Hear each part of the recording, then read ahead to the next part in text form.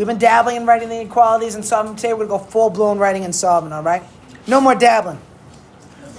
The first one, we got math friend Kieran here. Math friend Kieran's in the drama club, okay?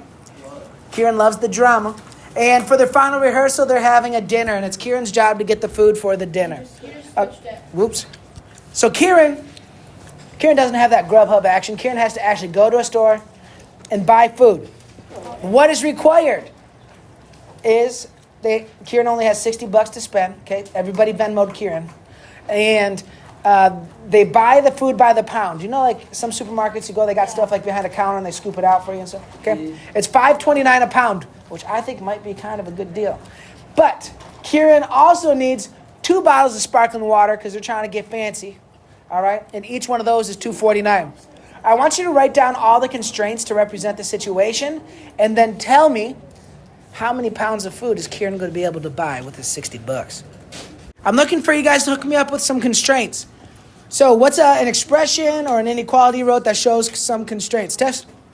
5.29 equals 4.98 equals 60.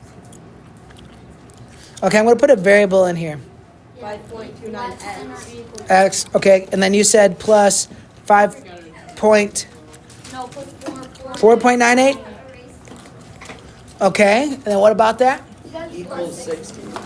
Okay, does the budget 60, do you think that Kieran has to spend all 60? No, so I'm going to say that this needs to be less than, but Kieran can. Cool. Wouldn't the sign be the other way around? No, because whatever they're spending has to be less than or equal to. So that's a good call. It can be confusing which side the sign goes. So when you write down an inequality, I think it's a good idea to test out a value or make sure you read it in context. You guys heard me talk about that with equations. We should be able to look at this and summarize our situation. So $5.29 a pound for food plus the 2 things of sparkling water, it needs to be under or equal to 60. What your variable is. L is my variable for pounds, which I don't know. I won't look it up right now, but LBS is pounds. But Yeah. now let's figure out how many pounds. So I'm going to subtract 498. Really what that means is I'm taking away the sparkling water. And that leaves me with how much money? $55.02. $55.02. Okay. I'm going to divide by 5.29. You get like 10 point something. So just 10 pounds. I got 10.4. Yes. It's 10 It's like 10.467. Well, 9.42. oh, and that's a good discussion. So I just did 10. I think that all the things they would use to weigh at a grocery store would go to at least the tenths, maybe even the hundredths. Maybe, I don't know. I'd have to check it out. So, 10.4, for sure, you could get 0.4 pounds of food. And Emmett also asked a good question. He's like, well, how many people are there? Is that going to be enough? Well, we don't have that information, and either way, the budget's 60, so it has to be enough. All right? Everybody good? For an entire drama. So, next math friend is Han.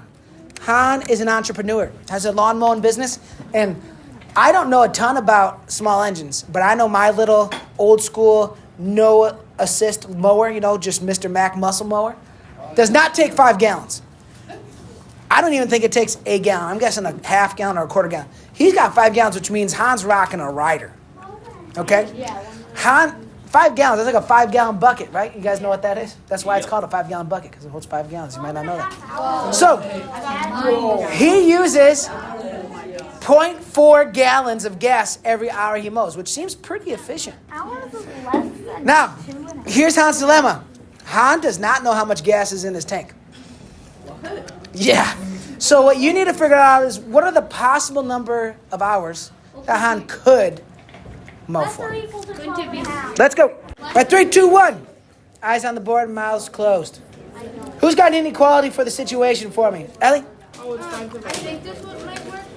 Like 0.4 h is less than or equal to 12. That's what I got. Yeah. It's less than or equal To 12? Like 12.5 then or 12.5. I actually wrote this. Yeah. So, Oh yeah, that works. so 0.4 per hour. 0.4 is the gallons burned, right? Yeah. Per hour, and I can get up to 5 gallons. So this is one representation. I actually wrote the same representation a different way when I did this. Do you guys know, like, I go and do all these things too? Yeah. I actually wrote this. I wrote H is less than or equal to the 5 gallons divided by 0.4 per hour. And if we were to simplify this, what do we get? I heard this number out there. 12.5. So the most Han can mow is 12 and a half hours, right? But the least is 0. So this is a compound inequality you could write, where Han would have to, you could write it as 2 inequalities. You could also write it as the hours have to be greater than or equal to 0, right? And the reason these are going to be both equal to is if he's out of gas, how many hours is he doing? So 0 works. If he's straight up full of all the gas, how many hours can he do? 12 and a half. Okay, so those work. All right? So you could write it as H is greater than 0 and H is less than or equal to 12.5. Or you could write it as this compound inequality here. It's just kind of fun to read it as, more than or equal to 0 and less than or equal to 12 and a half. Han's got a good little business going, I think. That's a lot of mowing. 5 gallons of gas, though, costing $20 now. Yeah. All right, now we're going to get down to the straight up practice. I want you to solve these inequalities and graph them. Now, to graph them, let's just look at the first one together. To undo times 1/5, I'm going to multiply by 5. Everybody good with that? Yeah. So P is greater than negative 50. To graph it, all you need to do is this. Make a little number line. Here's negative 50. Does it work? No. No, so open. And greater than negative 50 is to the right. A lot of things are That's all you got to do. Yeah, infinite things, actually. You're going to do this with B, C, and D with your table partners. For problem B, a lot of you did distribution first, probably. I'm dividing everything by 4 first, which gives me x plus 7 is less than or equal to 2x plus 8. I'm subtracting x from both sides. So 7 is less than or equal to x plus 8. And I'm going to subtract 8 from both sides. Now, this is a thing you don't have to do, but I suggest. I always end with my variable on the left. If I move my variable on the left, what part of the inequality is facing my variable? The open or closed side. So it still has to face that like this. So it looks like I flipped it, but I didn't flip it. Open toward the variable, open toward the variable. It's the same relationship. So x is greater than or equal to negative 1. So does negative 1 work? Yes, so solid dot greater than is going to send me a la derecha. Okay? Number C. I was going to do it on accident, and then I chose to do it on purpose. But we're going to divide both sides by negative 9. And here's the thing I'm guessing a lot of us got wrong, and it's cool. You want to watch this, guys. I'm pointing out that this is a thing you probably did wrong. Right? So this is going to be a learning moment. N is greater than negative 4. So you can test 0. That's one thing you could do. Let me tell you why this works. Well, let's graph it first. If it's greater than negative 4, does negative 4 work? No. Let me go to the right. So I like what Raymer said. Raymer said, I'm going to test 0 because 0 is more, right? If I put 0 in here, is it true? Is 0 less than 36? Yeah, so 0 is true, so that has to be on the graph line. But also, whenever we multiply or divide by a negative, we need to flip the symbol, and here's why. I'm going to give you a really easy example. So, here's why this works. Really easy way to prove this. Would you all agree that negative 100 is less than 1? Yeah. Okay, so now what I'm going to do is I'm going to multiply or divide both of these by negative. So let's multiply by negative 2. That would give me 200 and negative 2. Which one of these is smaller? The one negative 2. Yeah, so the reason that it switches is when I multiply or divide by a negative, everything becomes its opposite. Big things become little things become big things when they cross 0. So everything becomes its opposite, therefore we have to flip our symbol. You can also do what Raymer did and test 0. 0 is a nice number to test as well. So whenever we multiply or divide by a negative, what do we have to do with our symbol? Flip it, okay? Let's look at D. Okay, for D, there are like a lot of ways to do this. I think I'm going to choose to distribute the negative 2 first. So C over 3 is less than negative 2C plus 14. And then I think I'm going to multiply both sides by 3 next. You can do whatever you want as long as you do it to both sides because math. That's pretty cool. So here I am. I'm going to now add 6C to both sides. So C is less than, or 7C, my bad. 7C is less than 42, which means C is less than 6. On my number line, does 6 work? No, less than 6. I think you dropped the negative. Where at? No, he added 6. I- You multiplied by. Oh, never mind. Okay, that's good. Thanks for asking. Cool. That's what you always think. Last one, matching 6 problems. Let's go. Look out for the divide by negative action, right? If you divide by negative, you got to flip your symbol. All right, let's roll through this. For number 1, I would subtract 3x from both sides, which means 3x is less than or equal to 0, and x is less than or equal to 0, which means solid to the left, 1 is f.